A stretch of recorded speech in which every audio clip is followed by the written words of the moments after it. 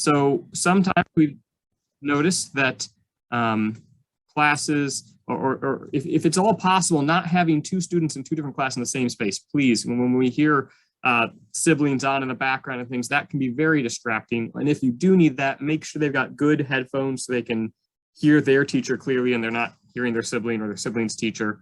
A quiet space is very important to help them learn. Again, if you don't have separate spaces, you can help create that with things like headphones, especially even noise canceling headphones be even better to enable them to focus on their classes. A desk or table space to work from is very important. They shouldn't be working from their beds. That's really, really bad for their joints and for focusing. A clear work area, again, studies show if you can't kind of separate your work from your home in some way, it's not good for you emotionally. And so having a separate space that this is where I'm going to sit and this is where I'm going to work can really help them to focus. Having paper, Post-it notes, planners, pens and pencils available. There is so much screen time, and that's somewhat unavoidable in home learning, but we want students to have physical things around them so they can look away from the screen, so that they can write down answers or physically write down notes.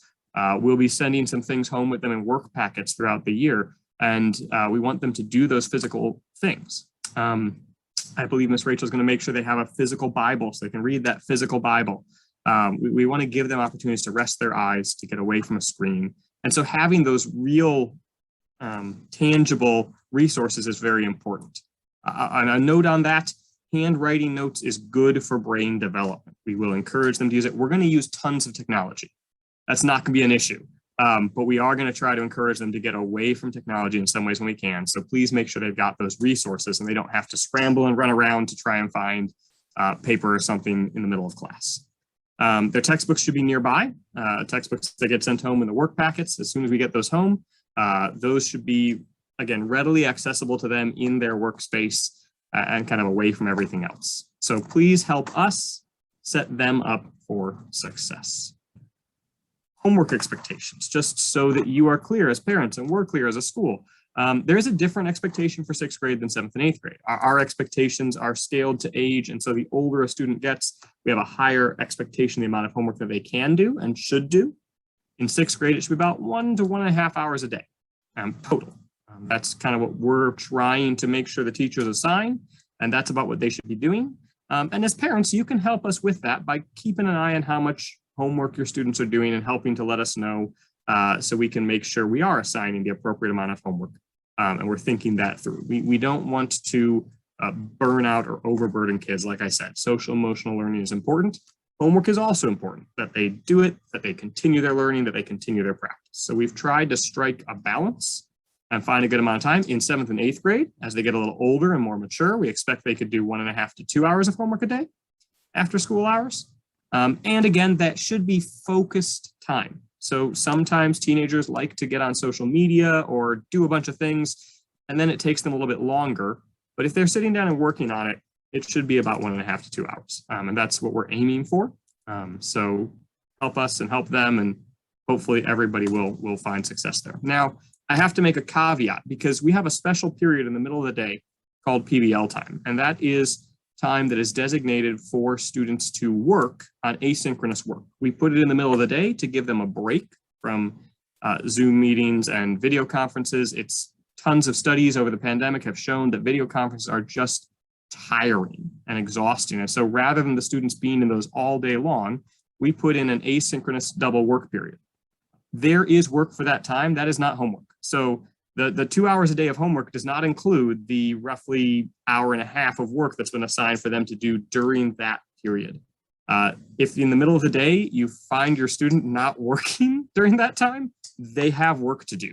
Teachers have assigned them work to do. There is clear work to do. Now, they might be able to get ahead on their homework if they're really fast, and that's great, but they really should not be sitting there with nothing to do. And that's separate from the homework time. So there's about 1.5 hours of work that's PBL work, and then there's homework that they're supposed to do after school, not during the school hours. So basically those are, PBL time is class time. It's just designated asynchronous class time to give them a little bit of a break for their eyes and their brains to think differently. Class etiquette. So this goes along again, just so you understand what our home learning expectations are, because as the year went on, I had some conversation with parents and there seemed to be some confusion of what the students told their parents and what we told the students. So I want to make sure that you know what I'm telling them, so the students can't, and your children can't tell you something that's not true about our expectations. And you can help us help them maintain those expectations. Because again, I wish I could teleport into your child's room and like make them work, but I can't. So I need your help to help me make sure they're meeting these expectations. Number one is that their camera should be on. So I know they're there. That's the only way that we as teachers can know that the student is there, is if their camera's on and we can see their face. That's important because if we can't see their face, it's really easy for them to be doing something they're not supposed to be doing. If we can see their face, it's much easier to tell if they're paying attention, if they're following along, if they're engaging in the work. So we've told the students that they should be showing us their face. That's the expectation. If they tell you otherwise, it's not true unless we talk to you. So if your kid has some sort of issue where they really can't do that and you want to talk to us, we can make an accommodation. But unless you and the teacher has agreed on that, the expectation is that they should be showing their faces. The expectation is that they should show up on time to class, to school. It is school. It is just like class. So just like they need to be in the classroom on time, they need to be on their computer, ready to go and in the online call on time. And the expectation is they should be wearing their uniform. Now that's a more flexible uniform.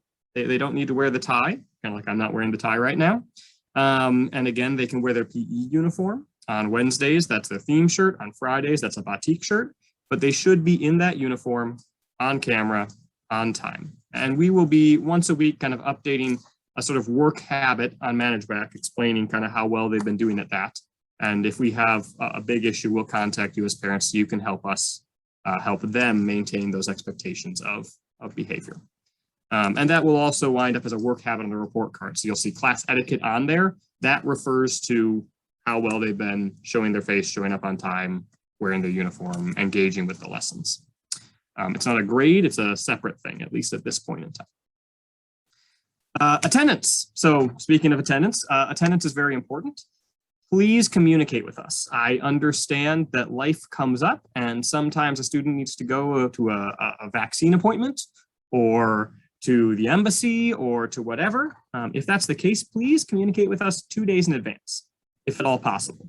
I know that sometimes things come up at the absolute last minute. As soon as you can, at least 2 days in advance. If you know they have an appointment at the embassy, you should be able to give us a 2-day warning so we can give your child their work and we can communicate with them and we can make sure that they're ready to succeed on whatever they're going to miss. If you're going to be traveling, a number of families drove to Bali last year to be safer. Please give us 2 weeks advance warning so that we can plan, because that means your child might be missing multiple days of class if you're having to do a long drive to Bali or something like that. So we can plan again with them and let them know what they're going to miss and plan around that if we have an assessment during that time.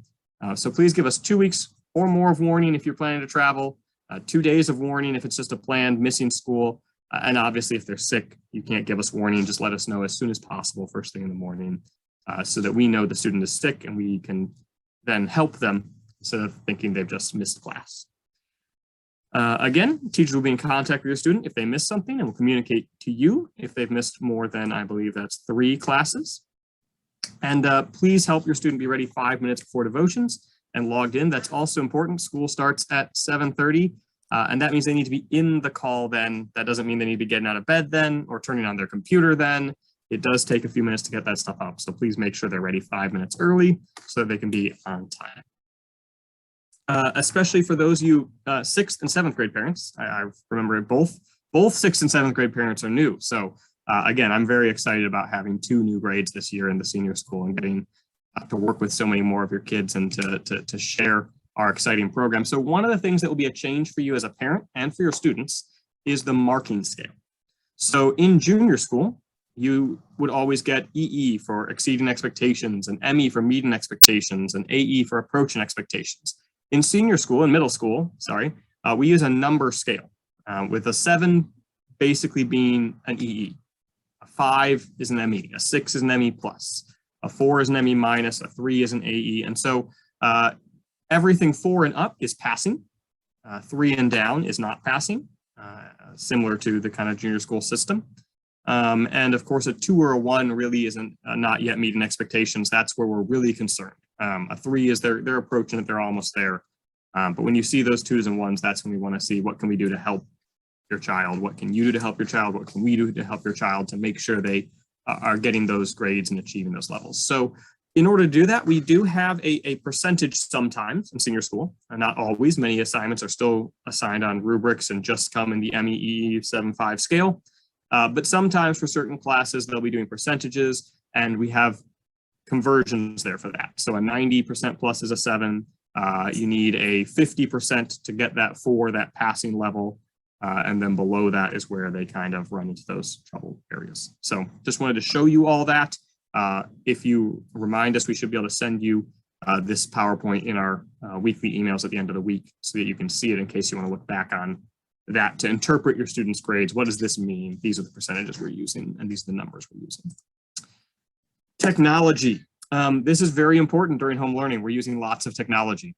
So one of the really, really, really important things that we've discovered through home learning is your child needs a laptop computer or a desktop computer, but they need a full computer. iPads are not enough for home learning. They are not functional enough. They're very hard to multitask with an iPad. When they get into programs and things, their camera turns off or other things turn off or don't work.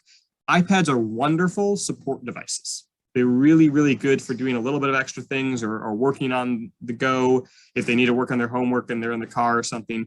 But please, please, please, we need your child to have a functional full-on laptop or desktop computer with a working webcam or microphone that can run Microsoft applications. That does not need to be high-powered. Don't let your 6th grader tell you that they need a gaming computer for school. They don't. They don't need a $2,000 gaming computer. Now, if they have one and you want to have them use that, that's your call. But all they need is a pretty simple, just about every laptop and desktop can run Microsoft Office programs, has a working webcam. That's what they need, but it needs to be that because it's just more functional than an iPad or a phone or a tablet. They need to be able to type. They need to be able to do those things to learn effectively. Now, if you want to let them use an iPad or something as a support device, that can be wonderful. But please, it's not sufficient as a main device. Kids that have been on them really, really struggled last year. So we really need you to help us out by making sure they've got some form of full laptop computer as soon as possible if you don't already have that. And every student needs their own laptop or computer for home learning. Again, it can be a very, very cheap low-end model as long as it's good enough to run Microsoft Office applications and has a good webcam. It would be wonderful for them to have headphones available. It's very common that we have them watching videos, the teacher is talking. It's just really nice for them to have headphones so they can hear clearly and they can blot out other noises. If there's a thunderstorm happening or construction happening or whatever, those things happen. So making sure they've got headphones really helps them to stay and pay attention. Another technology thing. This is new again for 6th and 7th grade parents. In junior school, we used Seesaw all the time. It was a kind of a main program that the teachers and students use, and you had a task tracker. ManageBack is like all of that combined. It is our task tracker. It is where we assign the homework. It's where the students upload the homework, and it's where you parents can check their work and their grades. You should all have logins. You should be able to contact the school if you need that. If not, you can just ask your student to log in and show you. But I believe all the parents have logins to ManageBack. And it should let you see your students' work. So it should be able to show you this beautiful page, or if you click tasks and deadlines, where it just shows you all of your students' upcoming tasks, when they're due, whether they're submitted or not, whether the task is complete. If it says NA, then that means there wasn't anything to submit. But it'll show up, not submitted, submitted. And you can say, hey, you told me you were done with your homework. Why isn't that submitted? And they have to explain or get to work on it. So you can check on them to see if they've done their work by logging into ManageBack and hitting that tasks and deadlines button and just looking, does it say submitted on these assignments, or is this new assignment not due for a week or something and it's that far out in the future? You can also take a look at their calendar of their assignments on there using the calendar tab, and you can go to their individual classes if you want to look that way. When a student submits an assignment, the grades will show up on there. And so you can see their grades as well as the others. The teacher should be putting those grades up for you and some comments. So you should be able to see roughly how they're doing if you want to check that, as well as whether they've done their work. So please, again, work with us if you can every now and then check their manage back. And just, or again, if you're trying to check on your student and saying, have you done all your work, say, show me that all your manage back stuff is turned in. That's where their homework should be showing up, anything they need to turn in anyway. An assignment should be on there, and then you can check that with them and help them see it. It's for assignments, it's for grades, it's where report cards will come out, and so you'll want to get familiar with that as well, so you can check it when report cards are coming, so you can get your report cards, and it operates as our middle and senior school task tracker. We tell the kids to check manage back every day, because that's where the homework winds up, that's where the assignments wind up. They should be very familiar with it very soon. They're still getting used to it. Microsoft Teams, I also just wanted to make sure you're aware of. That's become a really important tool for us to communicate with your children. So if they have questions, they can chat us on Microsoft Teams anytime in the school day, and we're there. Now, if it's in class and it's another class, we won't respond right away. But during the PBL period that I mentioned, the middle of the day, that sort of double asynchronous work period, all of their core teachers are available. And they can ask us questions, or we can show them how to do things. We can explain homework. It is a perfect time for them to come and get help. So again, if you're looking on ManageBack and you see your student is struggling, or you get your first term report card and your student is struggling, have them talk to us on Teams during PBL period. We can work with them individually during that time and really help them out if they're struggling or they're not understanding. If they say, I don't understand my homework, say, did you talk to your teacher? Because they can. We can check on them too, but they have to initiate that. So that's been really wonderful about Microsoft Teams. During office hours at the end of the day from 2:50 to 3:20, all the teachers are available. All of us are on Teams. That's part of our work schedule. And so again, that's time where students can contact us. We can work with them one-on-one. We can either do it through just kind of answering their questions or uploading files. It can be used to do video calls, and we can share our screen, and so they can show us their work and we can look at it too. It's really, really, really helpful and is a major thing. So they have that access. If they're struggling or anything, please encourage them to contact us on there, and we can help them with that topic. All right, and the last thing I'm going to mention, then we get to meet the teachers, is we do have this Cambridge pathway of programs for middle school. We are Cambridge Lower Secondary, which encompasses most of the core subjects, English, math, science in particular in there. And they normally will do the progression tests. We're doing some MAPS tests right now, and we're making a number of other adjustments. And then that leads us to grade 9 and 10 in senior school, where we do the Cambridge IGCSEs. So I just wanted to make sure you're aware kind of how that works with the Cambridge pathways. And that's also where we've logically split our middle from senior school. All right, let's meet some teachers. I know that's the part everybody's been waiting for anyway. So let's see who's up. Miss Kim, go. Thanks, Mr. John. I'm actually going to let Miss Rachel go first. She is head of STUCO, and she's got a meeting today. So over to you, Rach. Thank you, guys. Sorry about that. My name is Miss Rachel. I have been in Sphpv for 9 years. Well, this is my 9th year. I started out at Sphpv Karawachi, and I have since moved to Pluitt, where I taught 5th grade for a few years, had some of your students in 5th grade. And now this is my 3rd year now as the chaplain. I'm originally from the state of Ohio in the USA. My family is actually scattered all over the world though.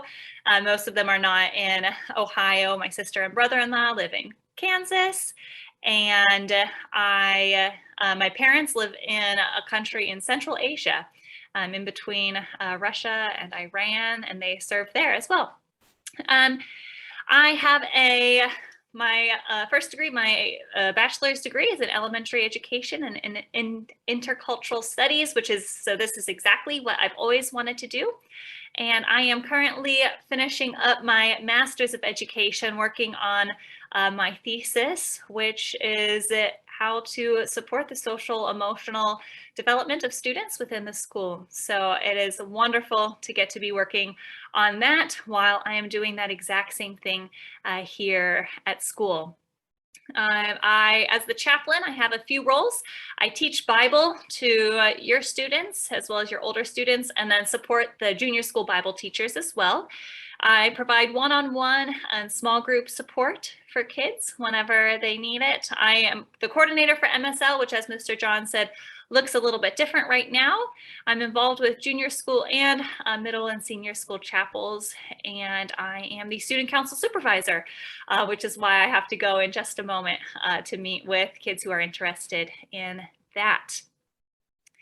One thing to mention for you guys is for Bible, the grading process. If we can go on to the next slide. I do not, Mr. John already shared the grading indicators for our middle school. For Bible, I do not actually use the traditional grade indicators. Our focus in Bible is to explore what Scripture says, to be able to grow spiritually, and to be enthusiastic about studying the Word of God. So we don't use 1 to 7 or EEs. Students receive a pass or not pass, and to pass, they have to complete their assignments and show growth.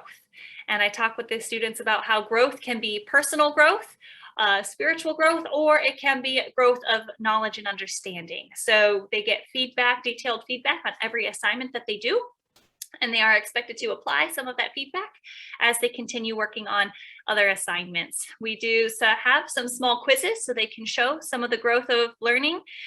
They also have quite a few creative projects, as with other classes, and a lot of personal reflections to see what they are learning. So that is all about me and the teaching that I get to do with your kids. Please let me know if you have any questions or concerns. I love getting to meet with parents as well. It helps me be able to help your children better. So those of you who I have been able to talk with, it is such a joy. So please, if you have any concerns for your children socially, emotionally, let me know. I would be happy to meet with you and your student, or your student on their own, or you on your own, to be able to hear your heart and how I might best be able to support and love your children.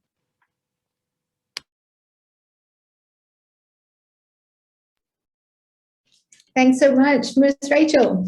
So my name is Ms. Kim, or Ms. Kimberly, but I tell the kids, and you please call me Ms. Kim. I'm the grade 6 homeroom teacher and the grade 6 English teacher, and then I'm the grade 8 English and science teacher as well. So I love that I get to span the middle school. I was born and raised in Zimbabwe, in Southern Africa, and I studied the Cambridge system as well. So it's been such fun being able to teach it and see it from the teacher side, having experienced the student side. I attended Dordt University in the USA, where I majored in K-8 education, and I specialized in science and maths and English as a second language. And I've loved seeing how I can weave those together within the different subjects I teach. And my goal in all my classes is to equip your students with knowledge and skills, and then empower them to take those into the world and apply them to the world in which they live, and then engage them in their local communities, in their nation, and even the world. And I love it when we can use this opportunity where we're online to engage with people who are in different countries, who see things differently, and then we can learn from them. So I love taking this opportunity of online education to be able to do that.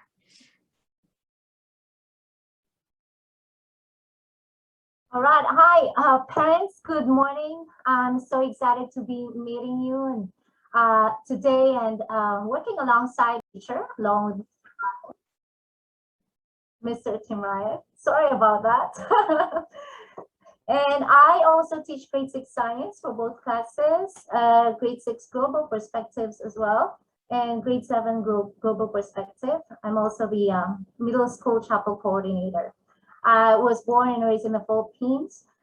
It's my 3rd year teaching here at Sphpv, and I finished my studies in St. Louis University, and I'm currently taking my master's at the University of South Wales.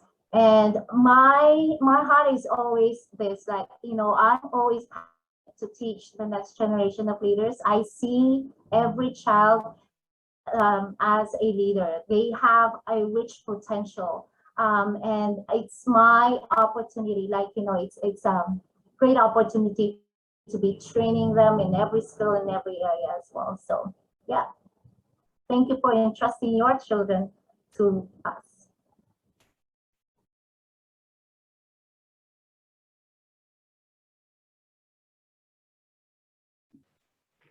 Hi, everyone. My name is Megan Ginter, and I am really excited to serve as your child's English teacher this year. I teach grades 7, 9, and 10 English, and I'm also the 7.2 homeroom teacher. Growing up, I lived in Cleveland, Ohio, which is in the northeast part of the United States. And from a young age, I love to read and write because I feel like there's so many opportunities for creativity in both reading other people's stories and writing your own. And now as a Christian, I also believe that studying literature helps us plays an integral part in us developing empathy and love for our neighbors. Attended and expanded my understanding of English as I studied literature in the United States and the United Kingdom. I have a bachelor's degree in both English and secondary education, as well as a minor in communication studies. So I'm excited about working with your students to read, to write, and to practice speaking skills as well. I've worked in a variety of settings, including public, private, and Christian schools to support students through in-person, online, and hybrid learning. Hopefully we'll be able to be hybrid learning soon, depending on the circumstances. And this year, I'm really eager to support your students as we study poetry, prose, composition, and communication. All of these genres of English, I'm eager to examine the common threads of Christ's love in those various genres. So thank you so much for having me part of your community.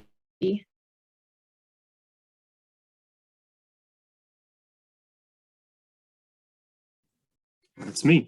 All right. I am Mr. John. As I already said, I'm the Senior School Curriculum Coordinator here at Pluitt Village. This is my 10th year teaching at Sphpv. I taught 6 years at Lippo Village, and now this will be number 4 at Pluitt Village. And I love getting to work here in Indonesia with your kids and to grow up into the amazing people they become. I've loved watching the alumni at our schools go on to just to do amazing things. I grew up in the USA, near Chicago. I have a Bachelor of the Arts in History and Secondary Education from Wheaton College, and I love working in Christian education. We're going to be teaching grade 8 social studies this year. I also teach the 9th and 10th graders.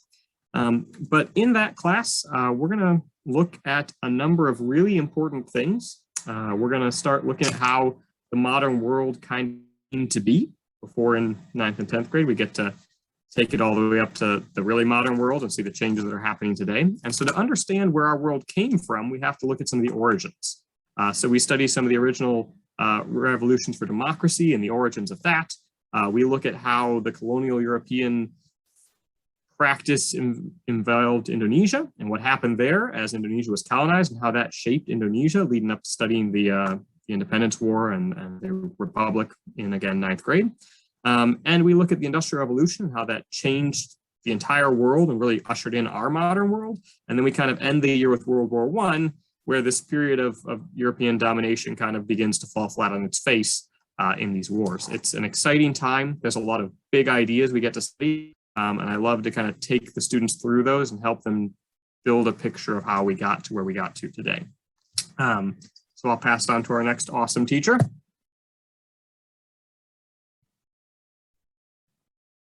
Miss Dinda. Is Dinda here?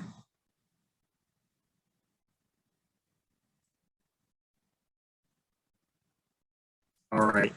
Miss Dinda is our art teacher, and as a specialist, she often has other things going on. So I'll go ahead and introduce her. She was born in Bandung and moved to Singapore. She graduated with honor from Loughborough University in the United Kingdom with a Bachelor of the Arts in Graphic Communications. She believes creativity is the key to success, and that's why she's our art teacher. And she's an art teacher with 7 years of experience in international settings. She worked at our Lippo Chickaran campus for a few years. This is her 2nd year at Pluitt Village.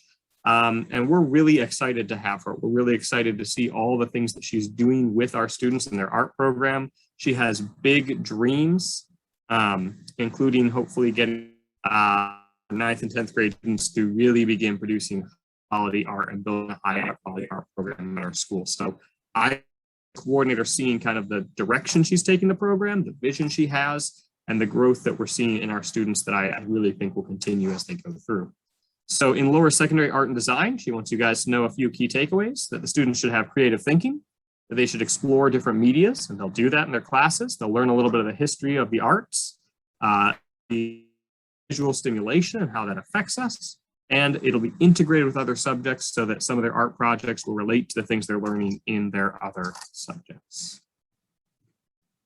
Miss Rachel already talked. Mr. Tim. Hello, it's good to see you guys. I'm excited to be here. It's my first year at Sphpv.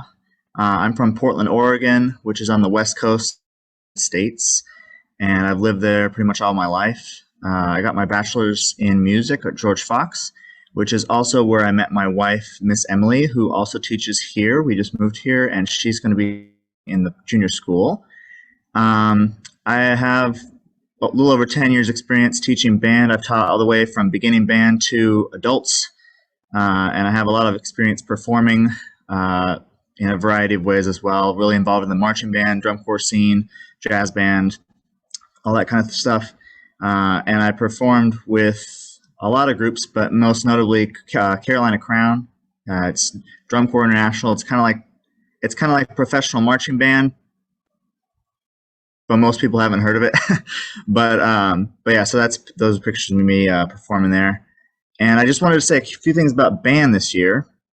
Obviously, we're into home across the world are trying to refigure how we do band, because home learning probably affects band more than just about any other subject. So, but I have a little plan, and I wanted to share with you some of my values about band. The first thing is that I think band is, well, it's actually on that same slide, yeah. Band is all about community and enjoyment, and so that's one of the things I want to do is I want to have your kids enjoying band, because I don't know what happened last year during home learning, but I'm sure there was a lot of disappointment from having to do it at home. And I just want to kind of get back to why we do it and why we enjoy it. So I want to do some community activities. And then I will teach them how to practice. I don't expect a lot of practice, but I expect it to be consistent. So especially as you're a kid growing up and learning an instrument, you're not in maintenance mode yet. You need to improve, but it's not all about exhausting you. I'd rather see 10 minutes of practice 5 days a week than to practice 2 days a week for an hour and a half. So if you see your kid that's practicing not that much in the day, but he's practicing all the time, that's what I'm looking for. And don't worry if they don't know how to practice. Even the beginners, I'll teach them how. I've got some tips and tricks. I've been doing it for a while. So. And then performances, they will probably be similar to what you've seen last year with home learning. I won't try to rock the boat too much. There'll be some form of digital. And obviously, if we go in person, it'd be great. I can do band that way. Done it for a long time, so that'll be awesome. And then just some stuff we'll be covering. We cover a lot of stuff in band. We'll do music history, musicology, which is kind of like geography of music, music theory, which is kind of the science behind it. And then I want to go through a unit of careers just to show them the opportunities that they have down the road, because your kids are really blessed at Sphpv to have band, especially that it be required, because it really does open up so many opportunities. Everyone in my wedding was from band, and I met my wife through band, and so really excited to share that with your kids. So that's band.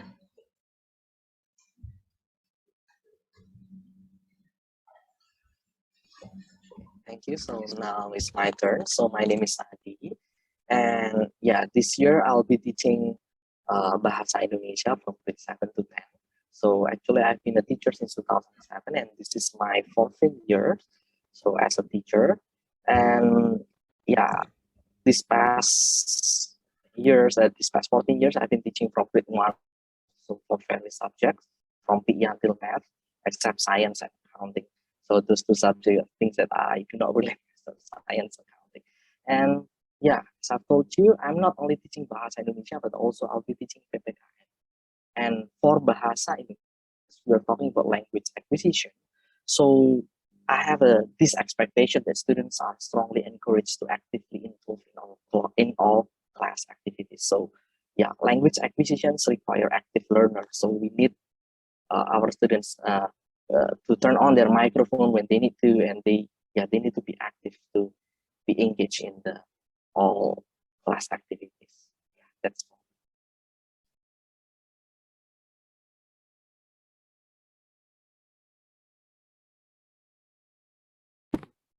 Hi, hello. My name is Yingli Huang. I am the Mandarin teacher of grade 6 to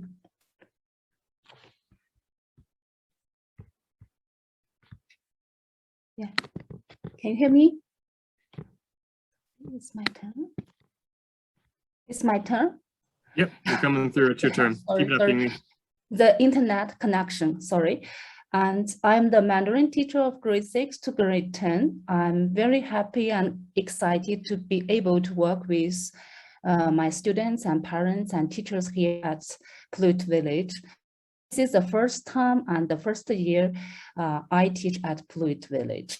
And I have been teaching Mandarin since 2013. And yeah, right in Kampala, Uganda. And I worked as lecturer at Confucius Institute at Makerere University. I came here, local Ugandan teacher, junior and senior teachers to become Mandarin teachers. And they teach their kids, Ugandan kids are passionate with Chinese language and they want to communicate with Chinese people, and even they want work with Chinese people in future. So, and this year, my goal is to help and guide my students improve in Chinese in a comprehensive way, step by step. And also I want to know my kids, my students well, and this is my goal this year. I want to encourage my students to appreciate the Mandarin, this language from the Christian perspective.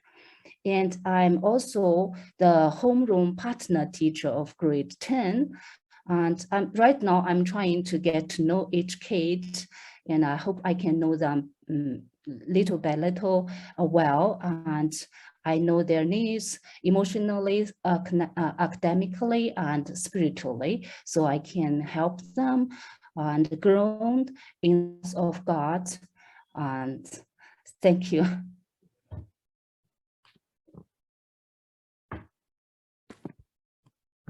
Now it's my turn. Hello, it's good to see you again this year. I am Zhang Li from Sichuan, China.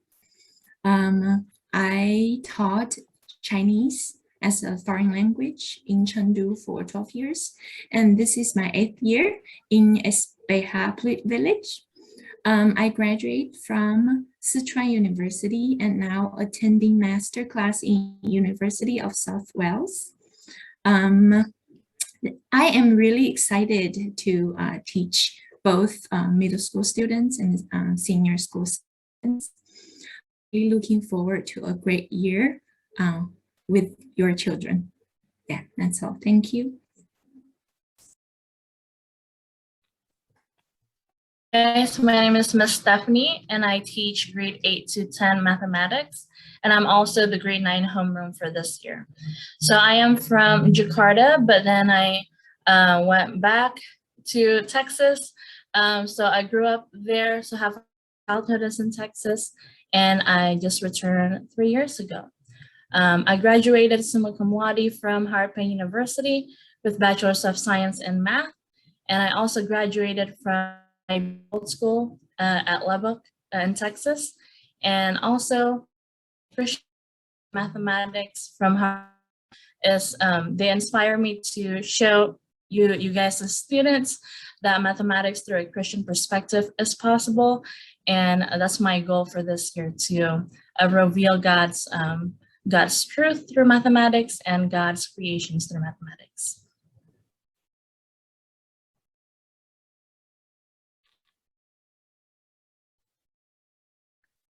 All right, so I am Miss Hannah, and this is my 5th year at Sphpv, Fluent and Sphpv.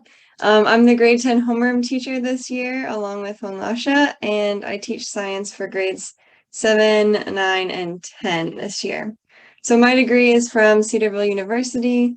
My bachelor's with science comprehensive education. So that's all the way from grades 6 through 12.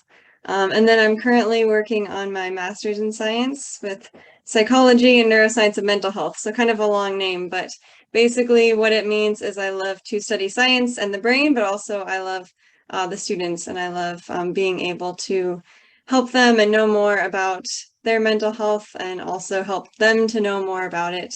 And so those are a couple of the things that I love. And I put up a couple pictures there, some from in-person experiments, which I love, with Miss Lydia, who you'll hear from in a minute. She helps a lot with the science and in the lab, and then also some from online. So we also got to do some experiments at home, and you guys can look forward to that. We won't send anything too dangerous, but sometimes it might be messy. And I hope that I can help give the students time to clean those up, but sometimes science is that way, and I hope that that can help them learn a bit from it and also to remember the concepts we're talking about. So that is me. All right, parents, nice to see you, parents. I'm Miss Lydia. This is my 3rd year in Sphpv, and as Miss Hannah said, I'm working with science together with Miss Hannah, preparing like science packet for students, and then doing experimenting hands-on with students. I'm graduated from Pelita Harapan University, or UPH, with major biology education for secondary school. And same like Miss Hannah's goal is like my goals too. And then we really love to make your kids looking at through science and then having experience with science. So yeah, just looking forward for our experiment hands-on in your home with your kids. Thank you.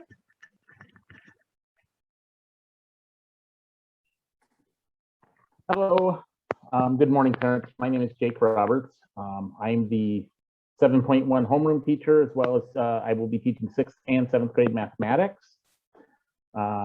I graduated from Wayland Baptist University with a BAS in applied science and a minor in mathematics. I did my teacher prep program in Alaska at Alaska Pacific University, teaching middle school for 5 years. Prior to that, I have a lot of real world experience of various industries. What this gives is that one of the reasons I like middle school science is because I haven't had a job in my life where middle school math is used through practically every career and job opportunity available. And so I really like to the kids and help them, because sometimes they come to me and they hate math. And my goal is for them to hate math a little less, to where math's okay, because it's so essential to what we do in life. Thank you.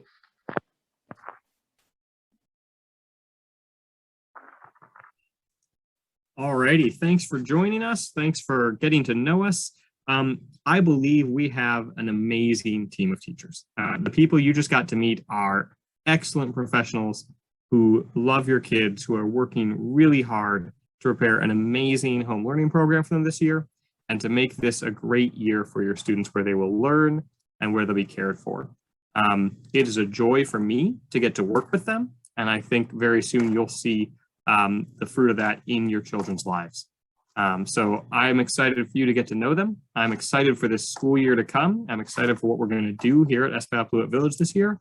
And I'm excited for all the new things we're going to experiment with, despite the challenges of the prolonged pandemic and of home learning. We are excited to see what we can do for you. I want to just go ahead and close another word of prayer. And we will go ahead and, like I said, send the PowerPoint out in emails. Your homeroom teacher will send it to you. There is a recording as well, so we'll see about making it available in case you missed something or you want to go back to something. And of course, all of your children's teachers are available. You can email us if you have questions or anything you need to know. So please bow your heads and pray with me, and let's wrap up this day. I thank you for this day. I thank you for the opportunity to just get together and share the team that we have and our vision for the school and the school year. I pray that the parents here would be excited, even if they're nervous about another year of home learning. Help us to just to be calm, to be humble, help us to serve you and to put you first, and help us to have a wonderful, wonderful year. God, please watch over us and protect us and guide us. In your name, amen. All right, thank you very much.